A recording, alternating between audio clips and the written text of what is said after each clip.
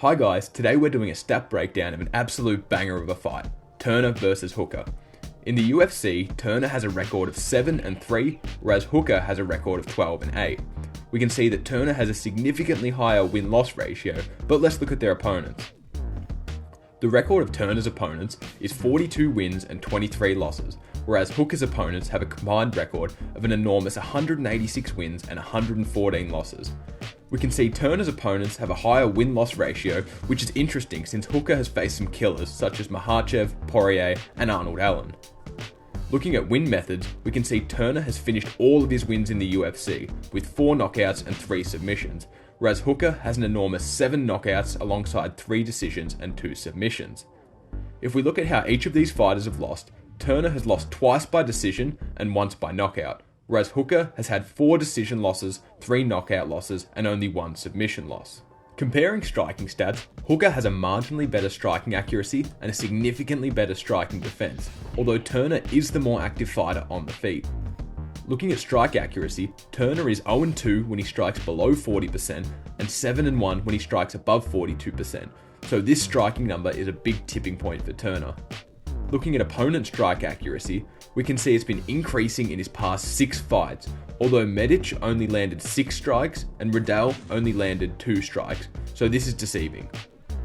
Onto Hooker, we can see 42% is the magic number for him too. He's 10-2 when striking above 42% and 1-4 when striking below 42%. Whoever cracks 42% accuracy is likely going to win this fight. If we look at Hooker's opponents, we see a clear trend. His striking defense is very poor in all of his losses, and he has a 100% loss rate when his opponents strike above 50%, although Turner does only strike at 46% on average. All of these losses have been to some crazy competition as well. Rodriguez is currently the interim champ, Barboza is 14 and was an absolute killer, Poirier is rank 2, Chandler is rank 5, Makhachev is champ, and Allen is 4. Looking at knockdowns, Turner has 6 knockdowns in 10 fights and has an 80% win rate when he lands a knockdown, and the one loss was a split decision. We can see Turner himself has only been knocked down once, where he tried a spinning elbow and got countered and got hit with some of the most aggressive ground and pound I've ever seen. When Hooker gets a knockdown, it's all over, with 6 knockouts in 7 fights when he has a knockdown. He however only has 1 knockdown in his past 7 fights, although as I mentioned he's fought some absolute killers, including Poirier, who was saved by the bell in that fight. We can also see that Hooker has been knocked down twice in his career, and one of them was due to some of the nastiest body kicks I've seen from Barboza, so his chin is legit. Looking at strike differential now, Turner has only been outstruck once in his career, and he got knocked out by Luque. Whereas for Hooker, we can see that since he transitioned to lightweight, he has been knocked out in every fight when he was losing the strike differential. Looking at head-to-head grappling stats, Turner is the better offensive grappler, with higher takedowns landed and a much better takedown accuracy. Hooker does, however, have a better defense. Turner is also more active with submissions, averaging 1.6 submissions per 15 minutes. Looking at takedowns, Turner has a 100% finish rate in fights when he lands a takedown, and has attempted takedowns in more than half of his fights. We can also see that when Turner is taken down more than 2 times, he has 100% loss rates, and both decision losses are to wrestlers.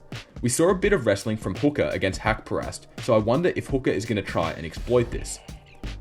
Hooker has only landed a takedown in 5 of 20 UFC fights, and 4 of those fights went to a decision. Therefore, if Hooker wrestles, expect the fight to go the distance. Looking at takedowns conceded, Hooker was wrestled to a decision in 3 featherweight fights, which likely prompted him to change divisions, as well as the weight cut. Since changing to lightweight, he has only been taken down 3 times from 30 attempts, so I don't think Turner is going to be able to get a successful takedown. Control time for Turner shows an interesting trend.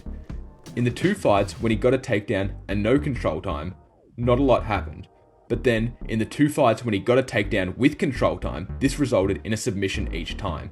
So if Turner holds you down, you better watch your neck. Looking at control time conceded, Turner conceded 300 plus seconds of control time in 2 of his losses. Therefore, Hooker may look to exploit this, although we do know Hooker would rather strike. And we can see that Hooker has had more control time since shifting to lightweight, with a record of 5-1 when having 100 plus seconds of control time. On the other hand, Hooker is 1-5 when conceding 100 plus seconds of control time, and has either conceded less than 20 seconds or more than 100 seconds in his career, so there's not really a happy medium for him. To summarise the key points of this fight, Turner has an 87.5% win rate when he strikes above 42%, and Hooker also has an 83% win rate when he strikes above 42%. 42 is the magic number for this fight. We can also see that Turner was KO'd in the one fight that he was outstruck in, and Hooker has been KO'd in all fights he was outstruck in since changing weight divisions. We can also see Turner attempts a max of 1 takedown per fight so far, whereas Hooker has defended 27 of 30 takedowns at lightweight, so I think this fight will remain on the feet unless Hooker wants to wrestle. My prediction of how each fighter gets it done. Turner needs to keep the range and maintain high accuracy. I don't think he can put Hooker out cold because of his chin, but he can stagger him like Allen did, and I think at this point Turner jumps on a choke for the win. However, if Hooker gets in Turner's face and takes away his reach advantage, I see him being far more accurate and landing a KO in round 1 or round 2. That's the end of the video. Be sure to check out the rest of my videos for the other fights this week, and as always, like, comment, subscribe, share, do all those good things, and I'll see you next time.